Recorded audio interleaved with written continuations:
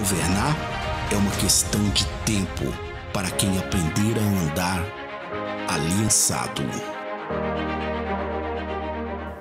A paz, igreja. Boa noite a todos vocês que nos acompanham de casa. Vou mandar um beijo para o Pedro e para a Bela, não sei se estão vendo. Para toda a família Arcas que está lá cuidando deles. Obrigada, amigos. Vontade de cumprimentar vocês, de falar do quanto a gente está com saudade.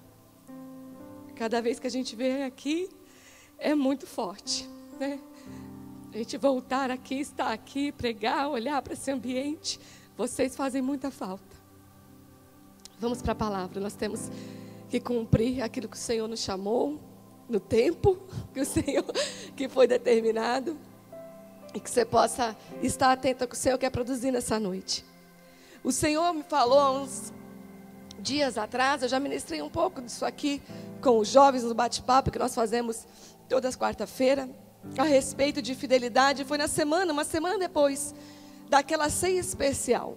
Nós tivemos numa quarta-feira aqui uma ceia especial, muito especial, ministrada pelo apóstolo L, quando nós encerramos acho que foram 21 dias, que nós fizemos, né, de oração, uma palavra para cada dia, um ministro mandando um áudio com uma palavra, abençoando o nosso dia, uma direção. E ao final desse tempo, nós terminamos com uma ceia. E naquela ceia, o apóstolo ministrou que era uma ceia que abria um tempo de justiça, restituição e uma nova vida, um novo tempo. E essas 3 palavras ficaram no meu espírito. E confesso a você que naquela noite eu estava aqui, eu saí daqui com a certeza no meu espírito, no meu coração, que nós estávamos inaugurando um tempo de justiça, restituição, um novo tempo sobre nós. E eu quero nessa noite falar de novo a respeito dessa palavra. Na quarta-feira seguinte, o Espírito Santo, na terça-feira, na semana seguinte, o Espírito Santo me deu uma palavra a respeito dessas 3 palavras. E começou a ministrar no meu espírito a respeito de fidelidade como uma chave. Não é a única, mas é uma chave precisa para acessarmos e vivermos essa justiça, esse tempo de restituição e esse novo tempo que já está sobre nós. Que nós possamos crer nessa noite, se passou desapercebido aquela ceia, aquela palavra que o apóstolo L soltou naquele dia. Que hoje você possa estar atento ao que o Espírito está falando nessa casa, não pela minha vida. Eu estou reproduzindo a palavra profética que saiu da boca do apóstolo L. É um tempo de justiça, é um tempo de restituição. E se a gente pudesse aqui, não é hora para isso, contar testemunhos de como já tem chegado às nossas vidas, testemunhos de pessoas que têm vivido justiça. A justiça tem sido estabelecida, restituição tem sido estabelecida nesse tempo. E quantas pessoas já estão vivendo um novo tempo? Essa palavra já está se cumprindo. Eu posso dizer para você, igreja, no espírito, por aquilo que nós já temos de informação, aquilo que nós já temos visto Deus fazer nas nossas vidas e na vida dos nossos irmãos. Essa palavra já é real e que você possa se apossar dela nessa noite. Mas como tudo no reino de Deus que se move por princípio, há princípios que nós precisamos nos movermos neles, para podermos sermos participantes daquilo que Deus está fazendo, daquilo que Deus está falando.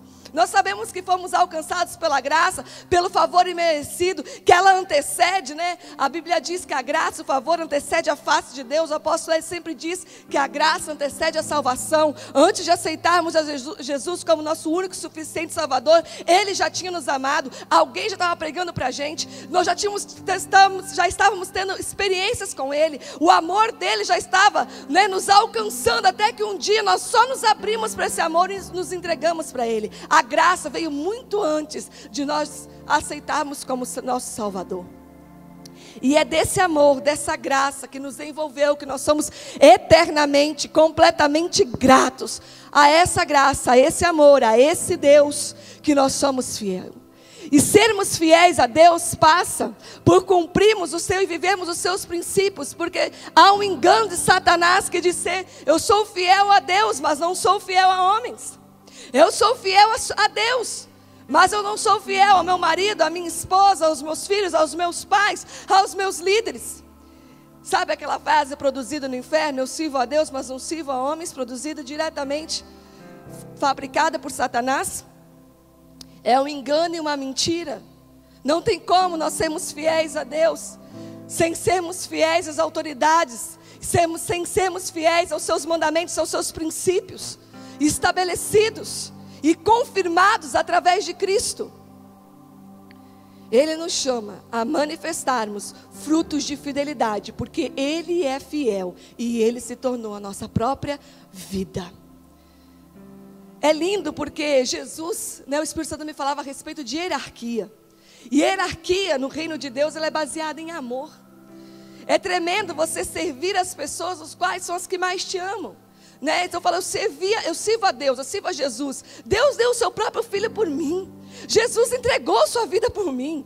Eu sirvo o meu marido, ele entrega a vida dele todos os dias por amor a mim. Eu sirvo a vida do apóstolo Eli e outros ministros têm posição de amor, de liderança sobre a minha vida, em tantos ministérios nessa casa. E são pessoas que me amam com suas vidas, servindo o tempo todo, entregaram as suas vidas para me servirem a Deus através de me servir. E é lindo porque o nosso maior modelo é Cristo. E Ele, para ser o cabeça de uma igreja, primeiro, Ele a amou a ponto de entregar a sua própria vida. E o Espírito Santo me dizia que com pregações e milagres, Jesus gerou seguidores e discípulos. Amando a ponto de entregar a sua vida, Ele gerou filhos. Paternidade não é fruto de pregação, mas de entrega de vida. E que coisa tremenda eu poder pregar isso aqui com liberdade, com a autoridade de quem faz parte de uma casa, que essa palavra é real. Paternidade não é fruto de pregação, mas de entrega de vida. Enquanto Jesus estava curando, libertando, expulsando demônios, curando os enfermos, alimentando as multidões, ele tinha seguidores. Na cruz, ele teve filhos. A partir da cruz, ele passou a ter filhos. Paternidade é entrega de vida. E nós podemos desfrutar dessa verdade nessa casa. Principalmente pela vida do apóstolo Eli, que tem entregue dia após dia, tantos anos a sua vida, para manifestar o caráter de Deus Pai sobre as nossas vidas. E eu quero que nós vamos juntos para construir aquilo que o Espírito Santo quer falar conosco no livro de Ruth. Nós vamos ficar só nesse livro, capítulo 1. Eu vou ser bem rápida, que nós vamos ser curta na palavra, por causa do bate-papo. Então eu já vou ler. Versículo 7 somente, diz assim: elas partiram dos campos de Moabe com o objetivo de voltar para Judá. Contudo, durante a caminhada, sugeriu a elas o suficiente. Até aqui. Aquela velha história, as 3 viúvas, a sogra com as 2 noras, e aí a sogra Noemi decide voltar para Belém. E as 2 noras vão com ela. E aqui me chamou muita atenção, porque diz que, contudo, durante a caminhada, as 3 já estavam voltando para Belém, quando há aquela conversa, onde a Noemi diz: fiquem aqui, eu não tenho mais filhos, vocês vão caminhar comigo até Belém, é uma terra estranha a vocês, não é a sua terra. Nós sabemos que as 2 choraram, uma ficou, mas Ruth, aquele famoso diálogo, onde você for eu vou, onde pousares eu pousarei, o teu povo será o meu povo, porque o teu Deus é o meu Deus. Mas eu quero ressaltar aqui o durante a caminhada. Elas já estavam caminhando junto, eu não sei há quanto tempo, para Belém, quando a sogra tenta convencer as 2 a desistirem. E o Espírito Santo me falava sobre isso, que partir junto é muito fácil. E muitas vezes nós partimos juntos numa caminhada até na emoção, até debaixo de movido por uma paixão. Partir junto, nós fazemos até no embalo muitas vezes, na empolgação. É essa palavra que o Espírito Santo me dizia. Mas caminhar junto, quem está caminhando junto, já tem poeiras nos pés junto. Quem está caminhando junto, já pegou sol, já pegou chuva, os pés estão cansados, as pernas estão cansadas, os pés já estão machucados. Já havia uma caminhada juntas, quando a sogra tenta fazer as 2 noras desistirem. Partir junto é simples, mas permanecer juntos, depois de caminharem um tempo, é mais difícil. Por isso que nessa hora, talvez, um convite de fica, volta para trás, seja mais atrativo. Depois de um tempo da caminhada e as dificuldades da caminhada, seria mais atrativo ela falar como ela fez: voltem. Mais atrativo, mais fácil, aquela vontade de fica com a sua história, fica com a sua família. Fica aqui, fica com o teu Deus, fica com a tua cultura, fica com os teus familiares, Fica com o seu jeito de viver. Não precisa continuar pagando o preço de caminhar comigo naquilo que o Senhor colocou no meu coração. Eu tenho um propósito, eu tenho uma visão. Eu volto para Belém. Você não precisa passar por isso comigo. E não adiantou ela fazer nenhum discurso para Ruth. Porque essa mulher, num caráter de fidelidade, falou: nós continuaremos essa caminhada juntos. Eu quero que o Espírito Santo, nessa noite, nos fale a respeito disso. Porque filhos andam junto em todo tempo. Ovelhas se desgarram do bando. Ovelhas trocam de pasto. Mas filhos caminham juntos e permanecem juntos.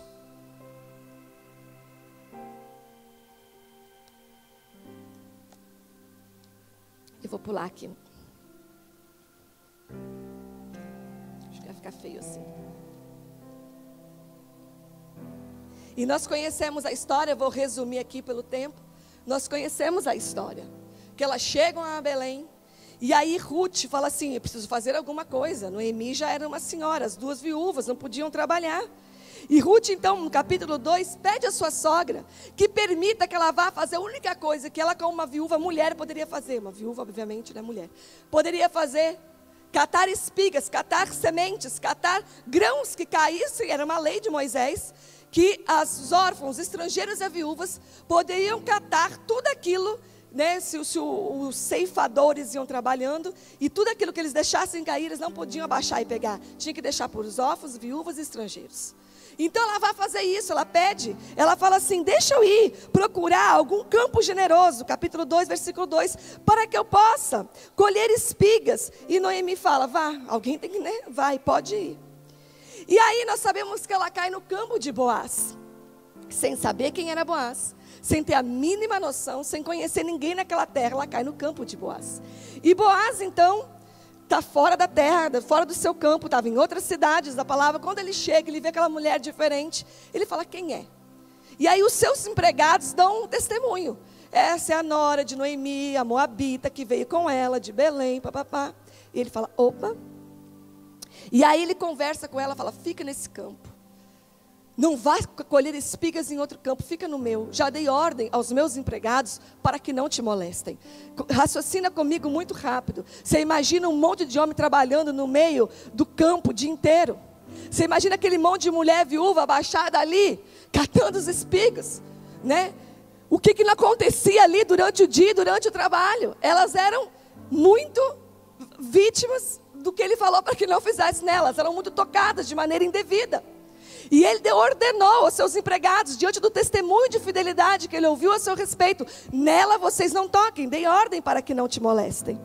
E é lindo, porque ela fica extremamente grata com a generosidade desse homem. E Boaz, esse então dono da terra, que permite que ela cate espigas e dá ordem para que ela seja guardada ali, esse homem tem algo muito forte sobre ele. Se nós formos ler em Mateus, se você quiser ver aqui, eu não vou abrir, capítulo 1, versículo 5, diz assim: Salmão é a genealogia de Cristo. Salmão gerou Boaz de Raabe, e Boaz gerou Obed de Ruth, e Obed gerou a Jessé.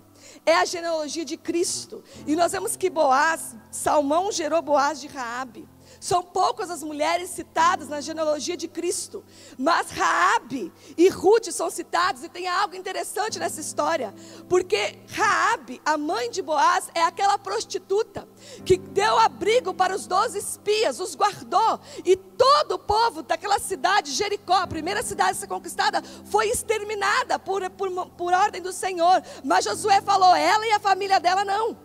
E essa Raabe é uma prostituta que se converteu. Ela foi fiel, arriscou a sua vida para abrigar os espias, e ela se tornou então uma mulher convertida, e se casou com um dos homens do povo de Deus. E ela e ele, então, esse homem, geraram Boaz. Então Boaz era filho de uma prostituta convertida. E nós sabemos que Boaz, nessa história, nós já conhecemos o final, ele casa com Ruth. Tamanha nobreza dele, ele pega aquela mulher que já tinha tido um marido, era viúva, e ele então coloca no seu coração de arremila, porque a lei permitia isso, mas ele não tinha obrigação, ele tinha o direito, mas não era obrigado. E ele pega essa moabita estrangeira, ele toma como esposa. Ele faz, você vê que a história dele já era essa. O pai dele já tinha se casado com uma prostituta convertida, e agora ele então casa com uma mulher também convertida. A mãe dele tinha se convertido ao Senhor, porque tinha sido fiel aos homens de Deus, e agora ele casa com uma mulher convertida a Deus, e fiel à sua nora. Boaz tipifica Cristo. O filho que manifesta as atitudes do pai, toma para si a estrangeira como esposa e faz dela mãe de filhos. E é nesse campo desse homem que essa mulher vai cegar espigas. Nós sabemos que Ruth representa uma igreja e Boaz tipifica Cristo. Ele manifesta aí, a história dele manifesta os atributos do seu pai. A lealdade gera recompensa da parte de Deus. Perceba que essas duas mulheres, sogra e nora, Raabe e Ruth, são mulheres que entram e são citadas na genealogia de Cristo. Duas mulheres estrangeiras, as duas pelo mesmo motivo, a mesma história. Elas se tornaram participantes do povo de Deus e da linhagem de Jesus, porque foram extremamente fiéis a homens de Deus e a mulheres de Deus, no caso de Ruth. Uma recompensa gerada pela lealdade. Mulheres que arriscaram a vidas para serem leais e foram alvos do favor de Deus. Essas mulheres não eram para estar na história do povo de Deus. E eu vou te dizer que eu também não era para estar na história do povo de Deus. Eu vou te dizer que muito provavelmente você, mas a graça que nos alcançou, o amor que nos alcançou, nos incluiu nessa história, do qual eu e você somos participantes, e o Senhor nos chama a manifestar esse caráter de lealdade, que gera por princípio, não é com essa motivação, mas tem por princípio, a lealdade tem por natureza atrair o favor e a recompensa de Deus. E essa mulher, as duas, a sogra aqui falando de Ruth e Noemi, através desse casamento, elas alcançaram justiça. Eu explico por quê. Porque aquela família foi justificada, porque deu sequência ao nome, à genealogia do marido da viúva, porque a lei assim determinava. Quando uma mulher viúva, ela era remida, os filhos que dela nascessem, né, então daria sequência à genealogia do marido morto. Por isso que eu falo da nobreza de Boaz. Né, o primeiro que tinha direito a fazer isso não fez, não arremiu, não quis essa responsabilidade. Elas foram restituídas porque elas se tornaram, Ruth se tornou a dona do campo, a mulher do fazendeiro, e se inaugurou um novo tempo, conforme nós vamos ler no último versículo dessa palavra. E o Espírito Santo me falava desse campo seguro. As terras de Boaz representam a igreja de Cristo. Um campo seguro para se lavrar a terra, onde nós não somos molestados. Um campo de seguros para servir. E Deus me falava sobre isso, sobre essa casa. E eu tenho que respirar para falar. Sobre essa casa, sobre a pureza dessa casa. Lugares onde os servos servem de maneira pura. Lugar onde nós podemos nos movimentar e servir, porque não somos molestados. Coisa tremenda se nós pudéssemos falar disso, dessa maneira, de toda a igreja da face da terra, mas a igreja de Cristo, do qual ele não perdeu o controle, que ele é fundamento e cabeça. E nós temos o privilégio de sermos participantes de uma casa, onde nós podemos ter a alegria de servir, sem ressalvas e sem reservas, porque há um campo seguro. Eu falava no aniversário da igreja no ano passado, que eu preguei, uma igreja que serve de forma pura e genuína.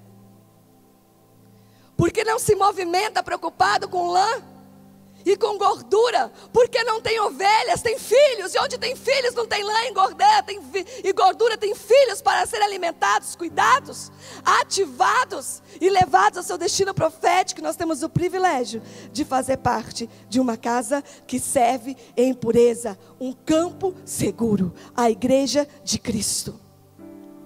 E eu quero atentar no Ruth, capítulo 3 ainda, no versículo 10, 2:10 e 3:10. O versículo 10 desses dois capítulos tem algo interessante que o Espírito Santo falou comigo. Diz assim no capítulo 2, versículo 10. Diante dessas palavras, Ruth, prostrando-se com o rosto rente ao chão, exclamou: por que encontrei favor aos teus olhos, a ponto de o Senhor se importar comigo? Apenas uma estrangeira em tua terra. Ela fica constrangida.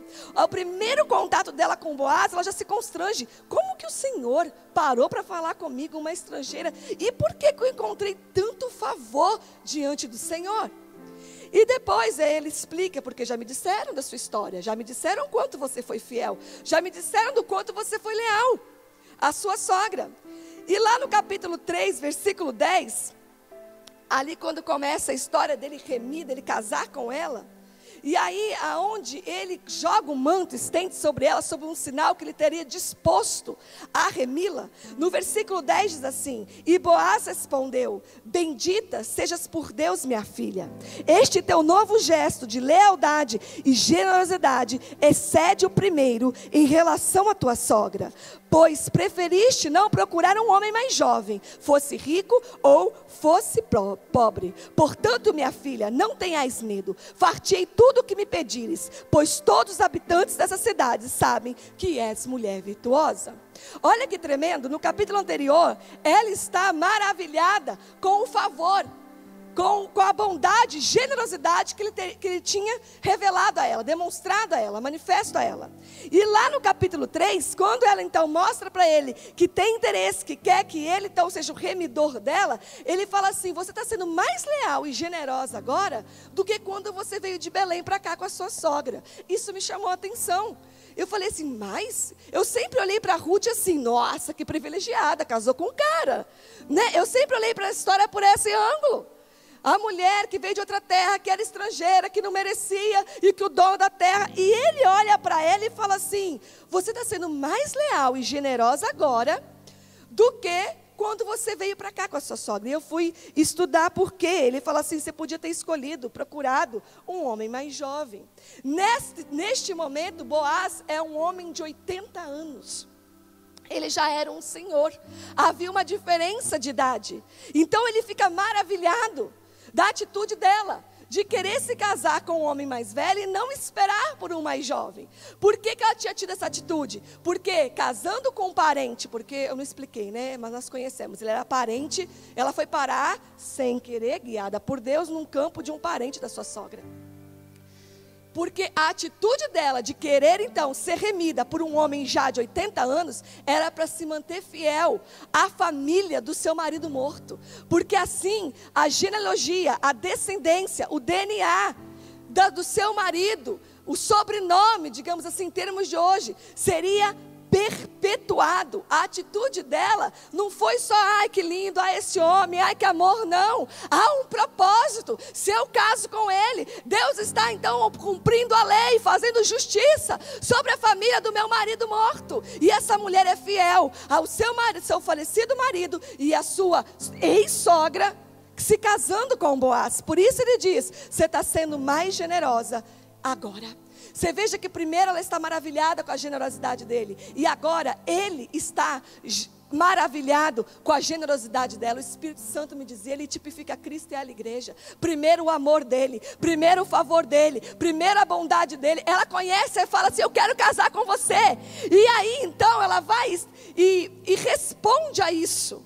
O Senhor me falava sobre nós respondermos à misericórdia, respondermos ao amor, respondermos à bondade, respondermos à fidelidade, com gratidão e fidelidade. Fidelidade e lealdade é a manifestação, uma resposta àquilo que o Senhor já fez por nós.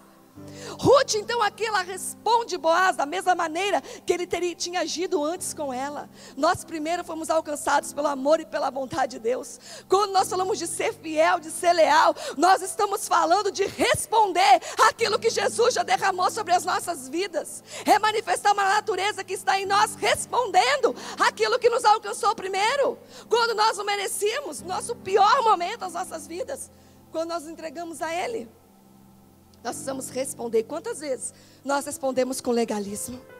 Quantas vezes nós respondemos com falta de misericórdia? Quantas vezes nós respondemos com dureza? Quantas vezes nós somos facilmente levados a sermos críticos da igreja de Cristo? nós precisamos responder ao Senhor com o mesmo amor que Ele derramou sobre nós, se é que é possível, no mesmo amor. E aqui o Espírito Santo nos ensina algo, que Ruth abrir mão de uma oportunidade, como ele diz aqui, de casar com um homem mais novo, para dar sequência à linhagem do seu marido. Deus me dizia, abrir mão de uma oportunidade para construir um legado. Ela daria uma continuidade geracional. E o Espírito Santo me falava, quem vive por um propósito, e é fiel e leal, e toma esse propósito para si, o seu chamado, aquilo que Deus depositou, aquilo que Deus nos chamou a fazer, e faz disso a sua própria vida, e respira, e a sua comida e a sua bebida é fazer a vontade que o Deus que nos chamou. Não tem nada, não tem oportunidade, não tem nada que nos leve a negociar o que tem de mais precioso no ministério, no chamado, nas nossas vidas, que é construir um legado para uma geração. Abrir mão das oportunidades para construir um legado. Nós somos uma casa paterna, é uma casa de continuidade geracional.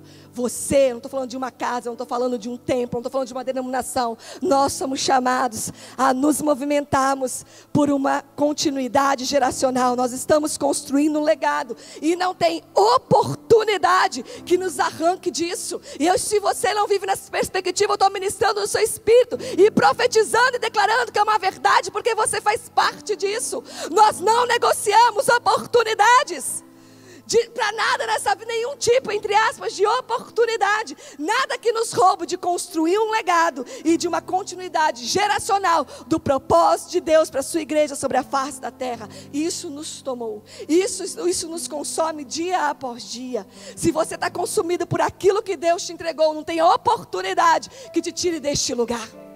Não tem convite para voltar para a sua terra que te faça parar de caminhar. Se fomos feitos verdadeiramente filhos de Deus, não tem nada que nos roube deste lugar, dessa posição, e da alegria e da gratidão de servi-lo com as nossas vidas, com tudo que temos, com tudo que somos, com tudo que Ele nos depositou e nos chamou a fazer, em todas as posições, em todos os lugares aonde nós estamos e nos movimentamos. Não tem oportunidade, não tem convite de voltar para a nossa terra que nos tire da posição que Deus nos colocou. Precisamos responder a esse amor. Alguém me dá um sinal dos minutos? Eu já perdi, eu esqueci. Amém? Vou acabar certinho.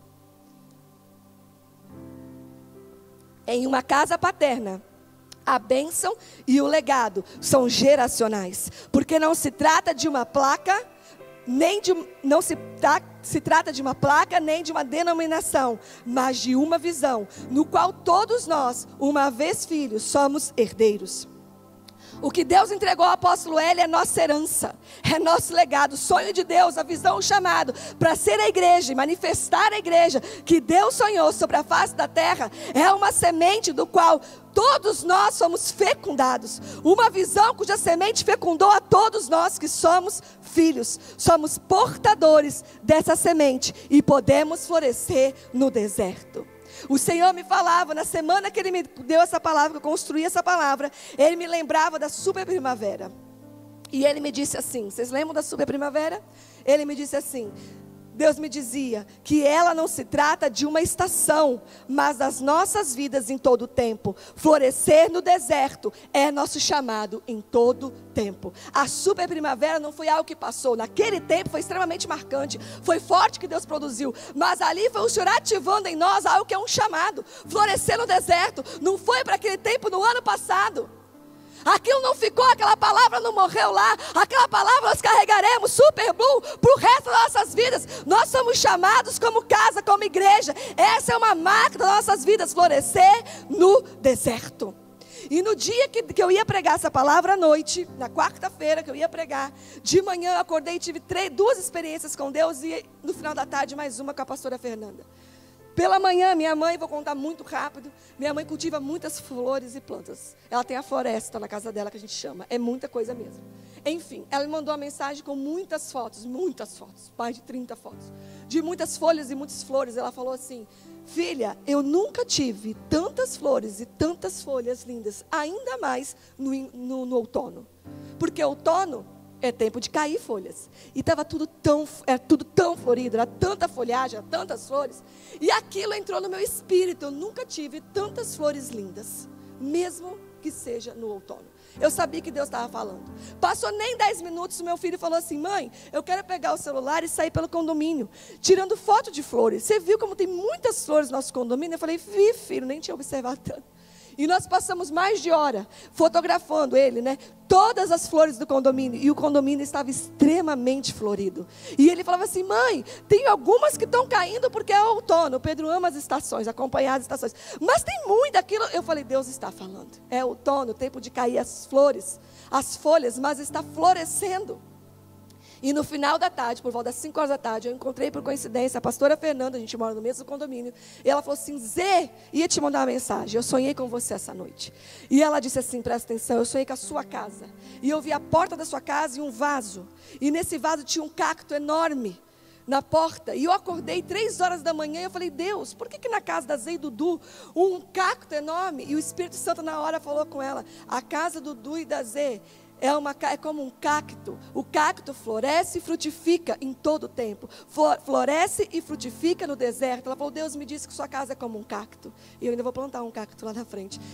Que floresce e frutifica em tempos de sequidão. E aí o Espírito Santo estava com essa palavra já no meu espírito. Na hora o Espírito Santo me falou: nós representamos esse sonho, as famílias do sonho de Deus. Não se trata do Du e da Zê, se trata de nós como casa, de nós como família. Nós somos família, nós somos famílias, nós somos um povo que somos como cacto. Guarda isso no seu espírito. Olha para você e faz olha assim, um cacto tem espinho? Não, um cacto. A pitaia vem do cactus, né? Floresce e frutifica em todo o tempo. Floresce e frutifica no deserto. E o Espírito Santo me dizia: floresça a semente do sonho de Deus que eu e você carregamos. Essa semente fala de sonhar em meio a circunstâncias adversas, de não pararmos em meio às dificuldades, de generosidade em meio à escassez, semente de vida no meio de morte, de esperança no meio de caos, de paz em meio às tribulações. Isso é nossa herança.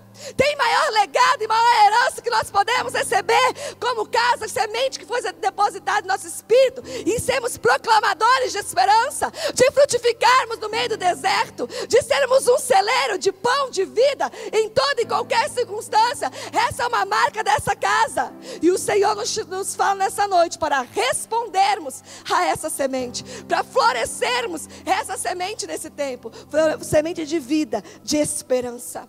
Esse é o nosso chamado. O Senhor traz de volta nessa noite, em noite de fidelidade, a palavra de super primavera. Nós estamos florescendo em meio a essa circunstância, nesse tempo específico. Eu vou ler um último versículo, capítulo 4, versículo 15. Este menino te abençoará com nova vida e te sustentará e consolará na velhice, porque é filho da tua querida nora. Até aí.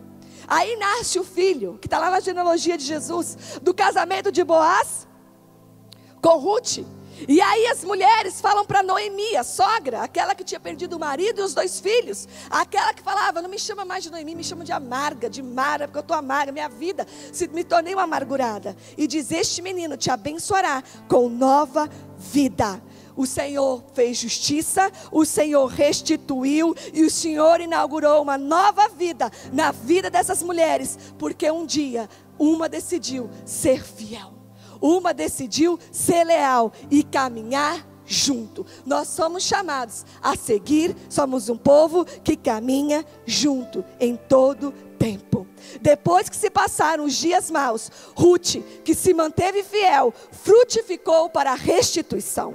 Ruth representa a igreja que foi favorecida por Deus, por seu filho remida, que se mantém fiel em meio às adversidades e que gera filho após o caos. Deus está falando de mim e de você, meu amado. Recebe essa frase no teu espírito, isso é uma palavra profética.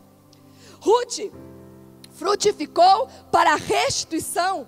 Ela representa a igreja que foi favorecida por Deus, lembra o amor de Deus através de Boaz, por seu filho remido, Boaz, que tipifica Cristo, que se manteve fiel em meio às adversidades e que gera filhos após o caos.